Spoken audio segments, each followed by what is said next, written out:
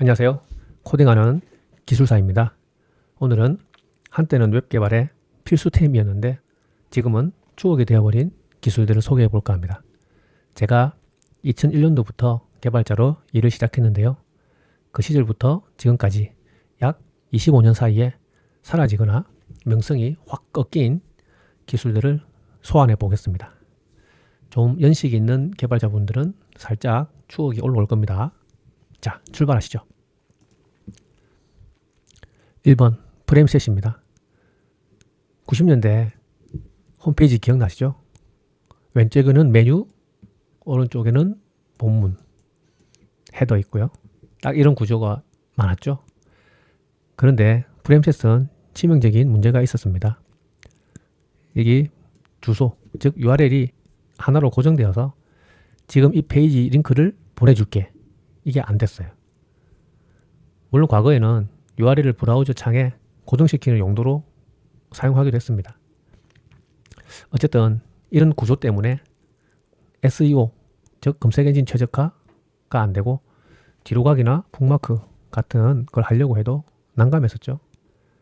그래서 웹 표준이 발전하면서 프레임셋은 결국 HTML5에서 폐기 쪽으로 결정됩니다. 2번 플래시입니다. 웹 애니메이션, 게임, 인터랙션, 한때 웹을 살아 움직이게 만든 왕이었죠. 웹사이트 인트로 페이지에 플래시의 동적 효과를 엄청 써댔죠. 플래시 게임도 엄청 인기가 있었고요. 그런데 플래시는 시간이 갈수록 보안 문제, 그리고 모바일 시대에 발목을 잡혔습니다. 결국 어도비는 2020년 12월 31일부로 플래시 지원을 종료했고 이후 실행도 차단했죠.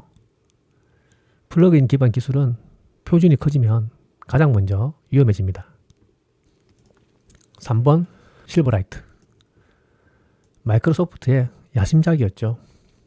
플래시처럼 리치 UI를 만들되 단넷 생태계로 기업용까지 잡겠다는 MS의 거대한 꿈이었죠. 하지만 결국 같은 운명을 맞습니다.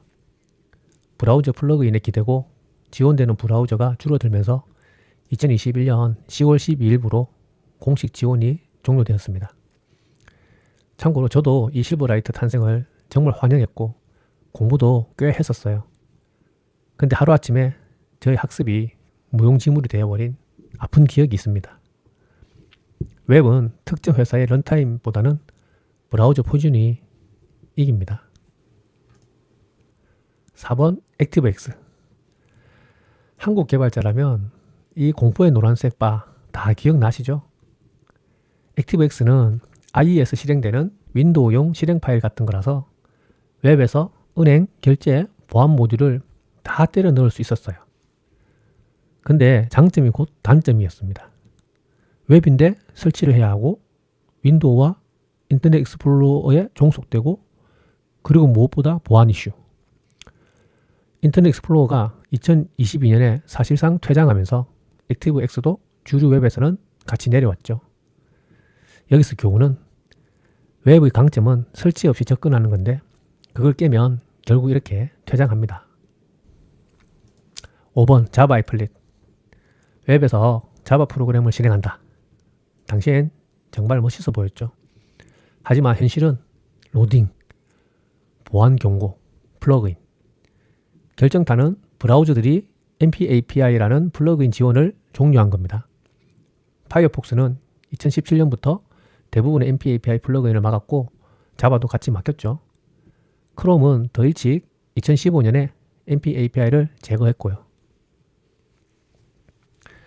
브라우저가 안전하지 않다라고 판단하면 결국 이렇게 사라집니다. 6번 ASP. 정말 많은 사이트가 ASP로 구현되었었죠. 이 꺽쇠 퍼센트 안에 비베 스크립트를 넣고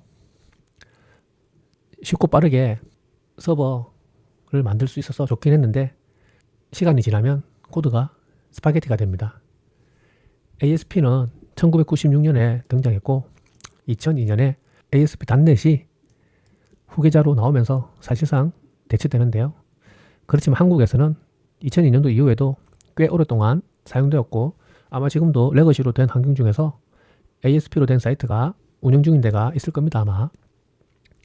ASP 하면 생각나는 게 테오의 ASP입니다. 정말 멋진 분이었죠. 테오. 7번 솝. 이건 뭐 사라졌다기보다는 주류가 바뀐 사례인데요. 솝 1.1이 2000년에 공개되면서 기업 요격 서비스의 표준처럼 사용되었습니다. XML 봉투에 규격, 보안, 계약을 빡시게 담을 수 있었습니다.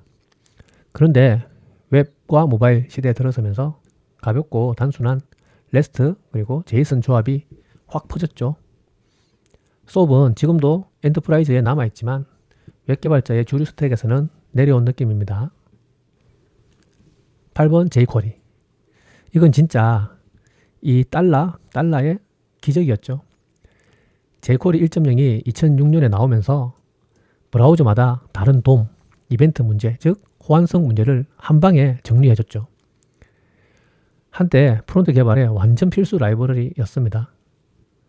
하지만 지금은 브라우저 표준 API가 좋아졌고 리액트나 뷰 같은 컴포넌트 중심 개발이 대세가 되면서 jQuery는 사망이 아니라 주류에서 내려온 상태에 가깝습니다. 물론 지금도 사용되는 곳이 있긴 할 겁니다. 여기서 교훈은 시대의 문제를 해결한 도구는 그 문제가 사라지면 역할이 줄어든다는 거예요. 9번 인터넷 익스플로러. 애증의 파란 E. IE는 1995년에 시작했고 웹의 역사에서 엄청난 영향력을 가졌죠. 마이크로소프트가 윈도우에 끼워 팔면서 넷스케이프 내비게이터를 누르고 브라우저 시장을 점령했었죠. 하지만 표준과 멀어지고 보안과 호환성 문제 그리고 크롬 같은 새로운 브라우저와의 경쟁에서 결국 밀리고 IE11 데스크톱 앱이 2022년 6월 15일부로 종료됩니다. 지금은 마이크로소프트가 엣지라는 브라우저를 밀고 있는데요. 예전만 못하죠. 여기서 교훈은 독점은 오래 갈 수는 있어도 표준을 거스르면 결국 비용이 폭발합니다. 자, 잘 보셨나요? 다들 한때는 최신이었고 그때는 최고였죠. 그런데 결국 남는 건 하나입니다. 영원한 기술은 없다. 우리가 지금 열광하는 리액트, 스프링 또 언젠가는 바뀔 수 있어요. 그래서 결론은 이겁니다. 도구가 아니라 본질에 집중하세요. 표준, 호환성, 접근성, 보안 이러한 본질을 지키는 기술은 오래 갑니다.